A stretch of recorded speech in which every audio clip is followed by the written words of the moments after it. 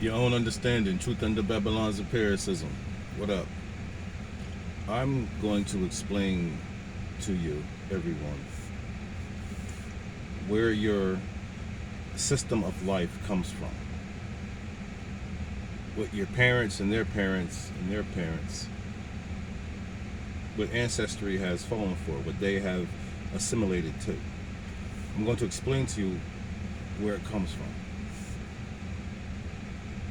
You live in, or you systemize or systematically process through a maritime commercialization idealism, or ideology, I should say.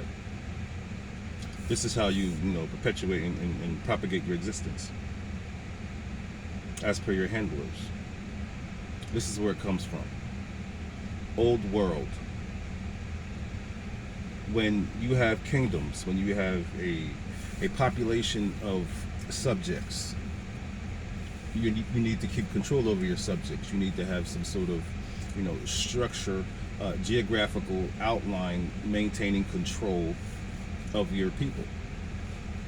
You must have a system that politically, legally, and spiritually guides the masses, keeps the masses under control. You got it to this point, old world, through the first industrial revolution, communication, language. So at this point, after the destruction and the reorganization of the topography and just the whole geographical landscape was changed. Now you have bodies of water separating masses of land. So within this, you have a old, then new world. And once again, with the kingdoms and the people and the subjects, these people, they grow, populations grow. You need to stretch resources and control along with the people, the population. Now, any good king wants to maintain this type of power, this type of control over people. But as the people grow, the reach and control lessens. The ability to keep resources centralized lessens. So what do you need to do? You need to travel. So the basic is trade.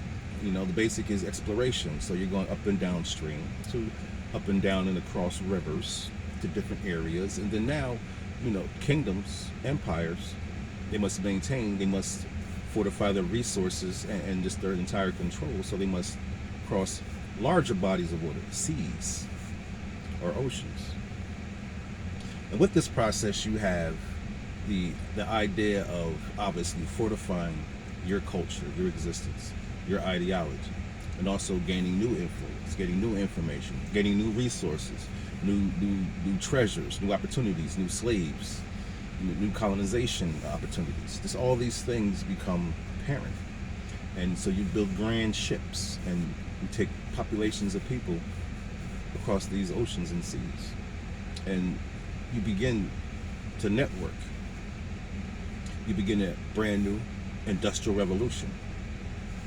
You have these routes, which everyone in the land and across the land understands how to process these routes in order to fortify, trade, and keep their existence and their control over their populations, true. So this is what they do. And then you have other smaller, you could say, smaller cliques or smaller areas of population, smaller communities that don't have resources like the kings and just all the empires that are around them. So their communities, they build smaller vessels, and they understand that this new industrial revolution has market value in every which way when it comes to just the needs of the human condition. So they build smaller vessels, and they go out on these routes and they see what they can get from the larger boats, the trade routes. They attack the larger boats. I think they called them pirates or something like that. But this is the process. That was an industrial revolution, and they were able to build power and resources from there. Now, this ideology has never changed. This is what it is. This is what you live in right now, even to this day. So the idea is to obviously, just as Pangea was separating lands to create channels, canals of commerce, of trade. We do the same thing today, on a much grander scale, and at the same time, smaller, very, very small, to the point where now you have hyper commercialization. So the ideology obviously goes through what they call time, and you can see it proven through time how this ideology has never changed, it's just grown.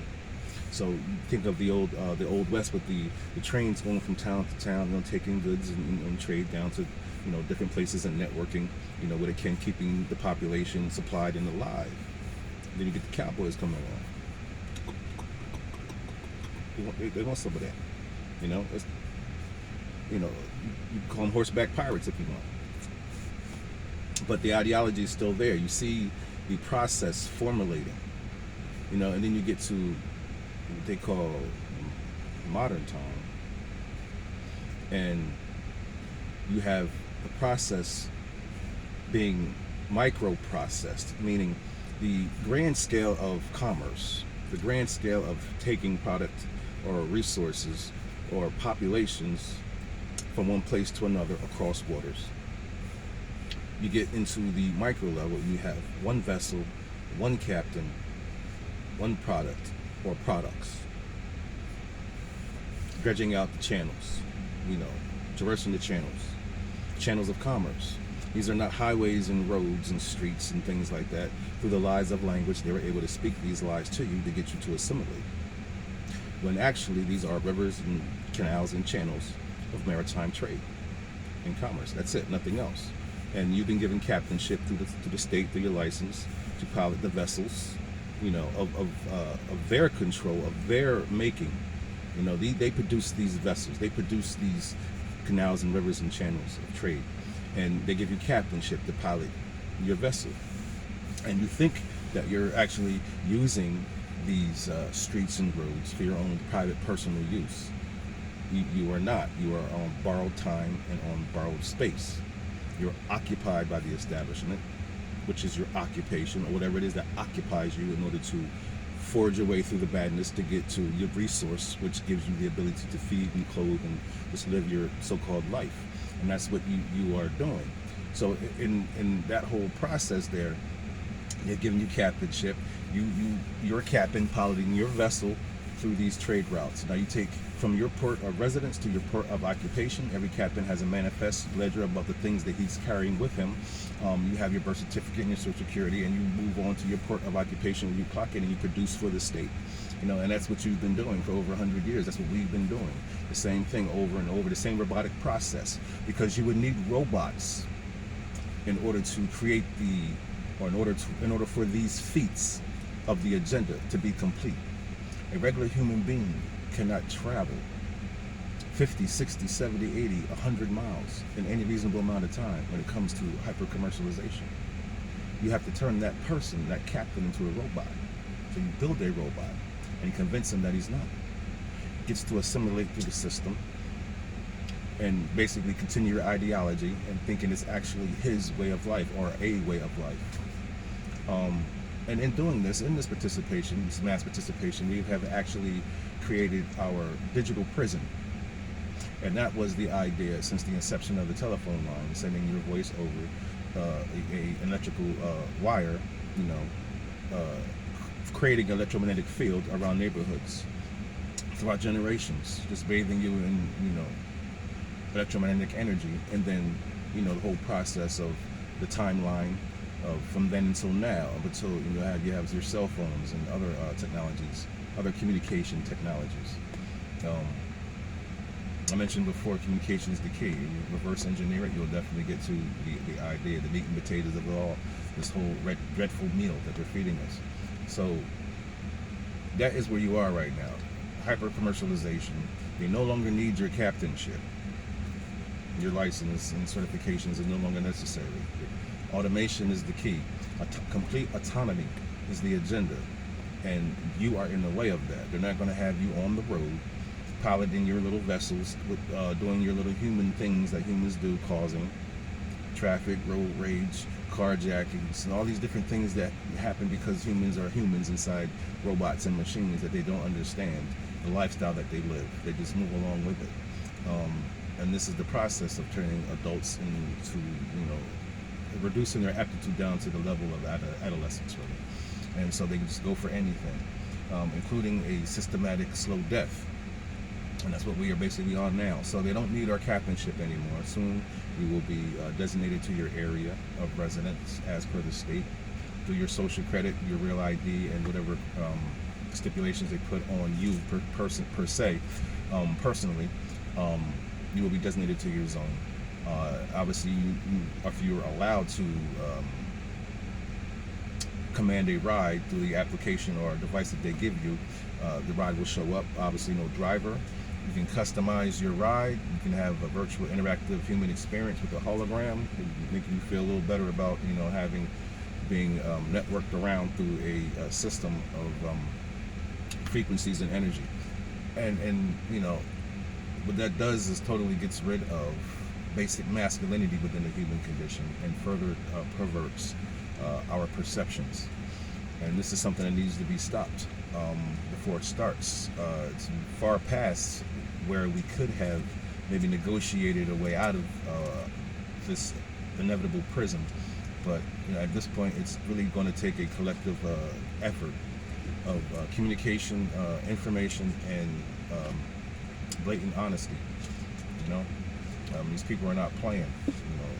Slavery is real, and the most terrible, the most hidden, and the most captivating slavery is the slavery of your perceptions and your mind, and that's worse than actually being physically enslaved, because you go on through your quote-unquote life not never even knowing what living really is. And I think at this point, we need to start living. Stop pretending like we've been taught through theater, like we've been taught through media, everything. We've been taught to be fake.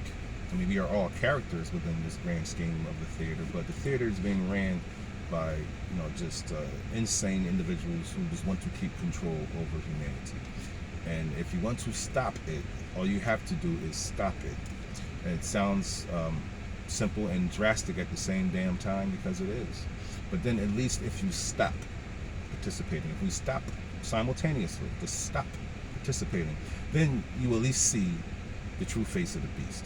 Then you'll know where you stand. Then you can keep it pushing and start, your next phase of fighting back to free yourself. You owe it to yourself. And there's a lot more with this, but I'm going to end this video now because it's getting too long, and my attention span is starting to dwindle. And I'm tired of talking. Peace.